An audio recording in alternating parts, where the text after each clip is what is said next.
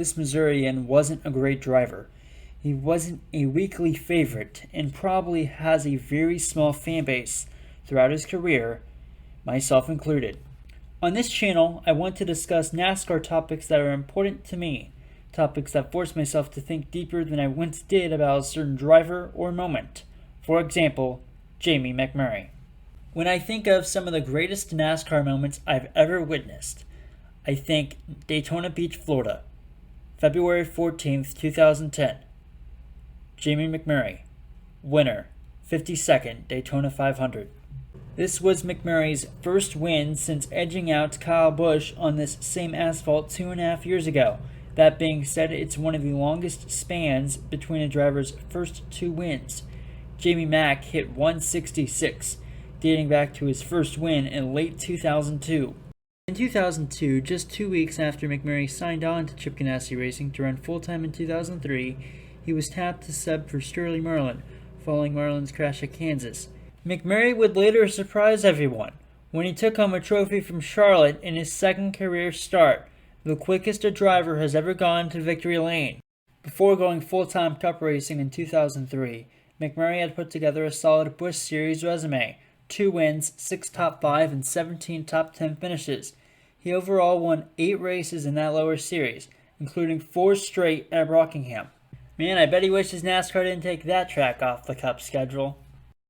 At age 27, Jamie had an above-average rookie campaign. He had earned 5 top 5 and 13 top 10 finishes and 120 laps led, leading a high of 41 at Fontana that spring. The interesting thing about McMurray's NASCAR career is how it duplicated. He won 16 total races at the top 3 NASCAR series on 9 different racetracks.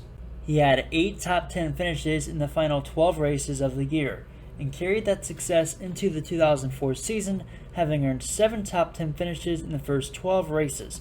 Jamie was in contention to win many races early on, of course Rockingham, but then Las Vegas, Bristol, and race 8 at Martinsville. So the glimpses of talent were definitely present, more often than not I'd say, but Jamie couldn't break through like he wanted. Jamie's 2005 and 2006 seasons were much the same. 10 top 10s, 4 top 5s, each of these great finishes being spread out amongst mediocre results. From 2006 through 2009, McMurray was a part of Jack Roush's 5-car team operation, with Greg Biffle, Carl Edwards, Matt Kenseth, and rookie David Reagan. Jamie's 2006 season, though, was surely disappointing, considering the new opportunity that was given to him. He would make up for it in 2007, though. The newest Roush driver would deliver 5 of his season's 9 top 10 finishes before his second career win.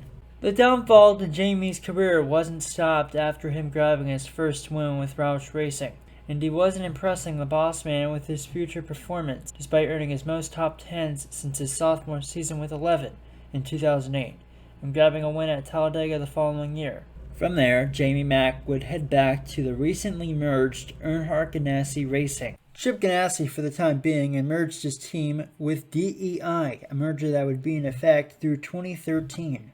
McMurray would spend the rest of his career with this team. In 2010, Jamie would have his best statistical season of his career. Like I mentioned previously, he won once more at Daytona, this time the Daytona 500. I was so excited to see Jamie win this race that I instantly became a fan of his for the 2010 season. Not to mention, this is one of my favorite NASCAR memories. McMurray had 2 runner-up finishes in the next 2 weeks, finishing second in both the Southern 500 and Coke 600 in a 3-week span, which means in a year where he won 2 Crown Jewel races at Daytona and Indianapolis, he also finished runner-up in the 2 other Crown Jewel events. Jamie collected the win at Daytona, a pole the next week at Fontana, and later an 8th place finish at Bristol in the 5th race of the season. He would then endure some harsh reality, holding to a 28th place average finish over the next 3 weeks, before losing out to Kevin Harvick at Talladega, finishing second.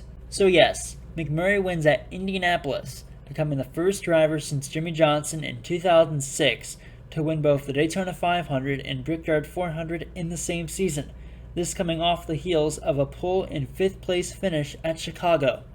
For the remaining 16 races, Jamie would earn 5 top 10 finishes for the season at Watkins Glen, Bristol, Loudon, his last win of the season at Charlotte, and Phoenix. Also impressive, in 80% of those top 10 finishes, did Jamie also qualify inside the top 10 for that race, minus his win at Charlotte where he started 27th. Like I said, I don't think McMurray was ever a weekly favorite, but it doesn't shock me that he showed some promise. Much like in other sports, it takes consistent improvement and talent to get opportunities even in NASCAR. From 2011 through 2013, McMurray saw victory lane one more time in his career at Talladega and earned 6 top 5 and 16 total top 10 finishes over these 108 starts. But I can't think of many others to have a couple of wins at certain tracks and those be his only career wins. It's like he had his own little playgrounds, especially Rockingham. And McMurray proved this point to me, winning the 2014 NASCAR All-Star Race at Charlotte for his 3rd ever win at the track in the Cup Series, this one only paying $1 million, of course. Jamie showed consistent improvement throughout the last few years of his NASCAR career. From 2014 through 2017, he collected 52 top 10s and 16 top 5 finishes. But Jamie would step away after 2018 to attend to being an analyst with Fox Sports' NASCAR coverage. He ran the Daytona 500 in 2019 and will do so again in 2021. Overall, Jamie had 7 wins, 63 top 5, and 168 top 10 finishes over 583 starts in his NASCAR Cup Series career. He's a Daytona 500, Brickyard 400, and All-Star Race champion. I admired Jamie's career. Not too flashy, but also not boring at all. He left full-time knowing he could hang his hat on some impressive runs and great victories, and 4 straight Rockingham trophies. That will do it for this video. Tell me if you liked it or not. I would appreciate your feedback, and will be sure to bring out more content as I think of it. Check out my last video. Until next time, have a great day.